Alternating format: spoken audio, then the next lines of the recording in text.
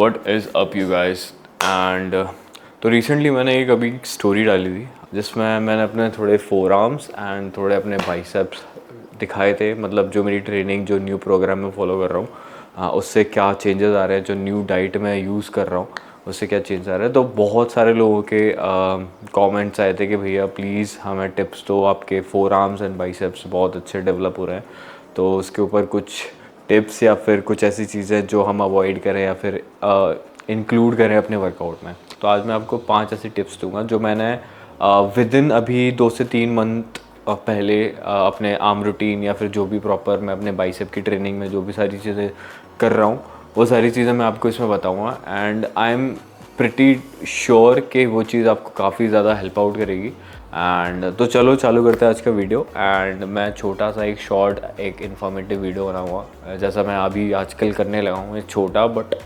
बोलते हैं ना धमाके वाला वीडियो। तो चलो चालू करते हैं। सबसे पहला पॉइंट होगा वो होगा having a proper arms day. अगर आपको अपने आर्म्स डेवलप करने हैं तो आपको एक प्रॉपर आर्म फोकस डे अपने रूटीन में डालना ही होगा। फिर चाहे आप पुश पुल लेग कर रहे हो या जो भी आपका स्प्लिट है, अगर आपके वीकली स्केड्यूल में एक आर्म डे नहीं है तब तक आपके आर्म्स उस लेवल पर ग्रो नहीं हो पाएंगे जो आपके फ्रीक्वेंटली। ऑब्वियसली अगर आप ट्रेन करोगे तो ग्रो होंगे, but having a proper arm day एक बहुत अच्छे से ट्रिगर करता है आपकी प्रॉपर मसल को। आर्म डे से पहले मैं पीपीएल फॉलो करता था। मैं बहुत टाइम तक पीपीएल यूज़ करी अपनी बॉडी पे and to be very honest मेरी बॉडी पीपीएल के बोलते हैं ना कि मतलब मेरी बॉडी पीपीएल के लिए नहीं बनी। मैंने बहुत तरीके से पीपीएल अलग अलग तरीके से ट्राई आउट किया अपनी बॉडी पर, बट मेरी body is not made for push pull legs. तो मैं ब्रो स्प्लिट अभी फॉलो करता हूँ एंड उसके चलते मैं एक आर्म डे लेता हूँ। एक आर्म डे लेने का मेन मोटिव ये होता है कि आप अपने बाइसेप एंड अपने ट्राइसेप को बहुत अच्छे से फोकस होकर ट्रेन कर सकते हो। एंड उसके साथ साथ एक प्रॉपर जैसे अगर आप मान लो पीपीएल कर रहे हो या फिर कोई भी स्प्लिट कर रहे हो, अगर आप चेस्ट के साथ आपने ट्राइसेप ले लिए या फिर मेजॉरिटी में अगर आप देखोगे तो लोग पुश पुल लेग्स करते हैं। जहाँ तक मैंने देखा है जितने भी न्यू बिगनर्स वगैरह होते हैं वो सारे लोग पुश पुल लेग्स ही करते हैं। तो वो लोग जैसे मान लो अगर आपका पहला पुश डे है तो उस दिन आपको चेस्ट शोल्डर एंड ट्राइसेप करने हैं। आप ट्राइसेप तक पहुँचते पहुँचते मतलब आपने चेस्ट किया, चेस्ट के बाद आपने शोल्डर किया, फिर आप ट्राइसेप पे गए, तो मतलब ट्राइसेप तक पहुँचते पहुँचते आप अपना पोटेंशियल बोलते हैं ना एनर्जी पूरी ड्रॉप आउट कर दोगे एंड वो पूरा बोलते हैं ना जोन्ड होके आप ट्राइसेप नहीं कर पाओगे। इसीलिए अगर आप एक आर्म डे रखोगे तो आपका पूरा मेन फोकस आपके आर्म्स के डेवलपमेंट पे होगा। अपना पूरा फोकस आपका आपके प्रॉपर एक्सरसाइजेस पे होगा जो भी आपकी आर्म्स की एक्सरसाइज होती है, और ना कि अगर आप चेस्ट कर रहे हो उसके साथ फिर आप ट्राइसेप कर रहे हो। तो मतलब एक बोलते हैं ना प्रॉपर फोकस्ड, तो इसलिए एक आर्म डे होना बहुत ज़्यादा ज़रूरी है। तो सेकंड पॉइंट होगा डोंट ओवर ट्रेन। अगर आप एक आर्म डे प्रॉपर दे रहे हो अपने रूटीन में तो वीक में एक दिन ज़्यादा से ज़्यादा 2 दिन आर्म्स ट्रेन करना इज़ मोर देन इनफ, क्योंकि ओवरऑल वीक में आपके आर्म्स कहीं ना कहीं, अगर आप चेस्ट कर रहे हो तो आपके ट्राइसेप हिट होते हैं, अगर आप बैक कर रहे हो तो कहीं ना कहीं बाइसेप हिट होते हैं। तो एक प्रॉपर रेस्ट देना बहुत ज़्यादा ज़रूरी है किसी भी मसल की ग्रोथ के लिए, सिवाय आर्म्स के नहीं। आप किसी भी मसल को ट्रेन कर रहे हो, अगर आप उसको प्रॉपर रिकवरी नहीं दे रहे हो, प्रॉपर रेस्ट नहीं दे रहे हो, तो वो ग्रो उस ऑप्टिमल रेट से नहीं होगी। इसीलिए अगर आप आर्म्स ट्रेन कर रहे हो तो ये चीज़ दिमाग में रखना कि अगर जैसे आपने आर्म ट्रेन्स की, अगर आप जैसे मान लो अगर आपने आज आर्म ट्रेन किया ना तो अगला आर्म सेशन आपके एटलीस्ट 2 से 3 दिन बाद आना चाहिए।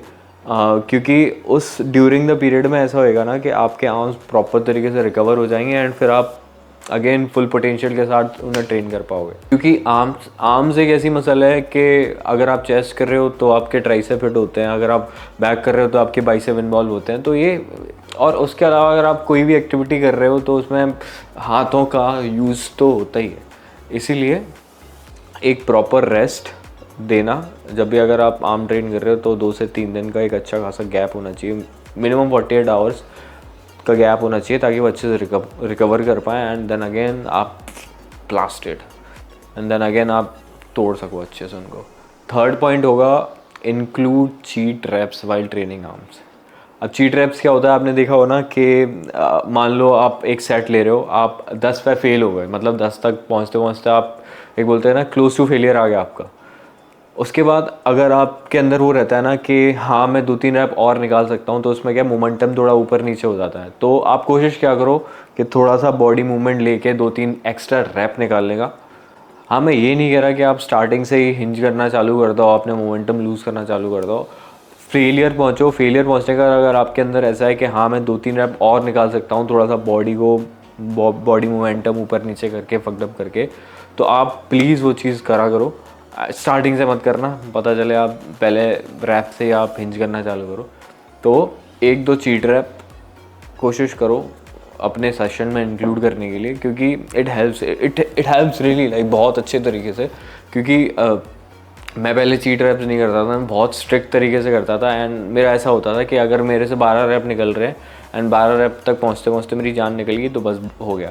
अभी ऐसा हो गया कि 12 रैप के बाद अगर मेरे को अंदर ऐसा लगता है कि मैं थोड़ा सा बॉडी का मोमेंटम यूज़ करके 2-3 रैप और निकाल सकता हूँ, तो मैं निकालता हूँ। And to be very honest, आपकी बॉडी ना, जो मैक्स पोटेंशियल आपकी बॉडी का तभी निकलता है जब आप उस लेवल पे पहुंच जाते हो कि भाई अब चला भी नहीं जा रहा, बैठा भी नहीं जा रहा, बट स्टिल अब मुझे दौड़ना है।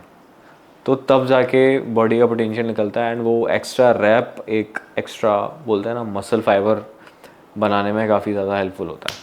तो 4th पॉइंट होगा not focusing on your diet. मैंने बहुत सारे ऐसे लोगों को देखा है, मतलब वो ट्रेन बहुत अच्छा करते हैं बट उनकी मसल ग्रोथ उस लेवल पे नहीं हो पाती जिस लेवल पे वो ट्रेन कर रहे होते हैं। मेरी जिम में बहुत सारे ऐसे लोग आते हैं जो काफ़ी टाइम से ट्रेन कर रहे हैं, उनको साल 1.5 साल 2 साल हो रखा है, बट स्टिल वो लैग कर रहे हैं। ये ओवरऑल बॉडी खाली बाइसेप एंड आर्म्स ही नहीं, ओवरऑल बॉडी की ग्रोथ पे भी रहता है कि अगर आप ट्रेन अच्छा कर रहे हो बट आपका न्यूट्रिशन जो आप फूड प्रोवाइड कर रहे हो वो क्वालिटी का नहीं है, या फिर जो आप बॉडी को फीड कर रहे हो, जो आप डाइट खा रहे हो, जो आप सारी चीज़ें बॉडी में इंक्लूड कर रहे हो, वो सारी चीज़ें नहीं है जो बॉडी को रिक्वायर्ड है, तो ऑब्वियसली वो रिजल्ट्स नहीं देगी।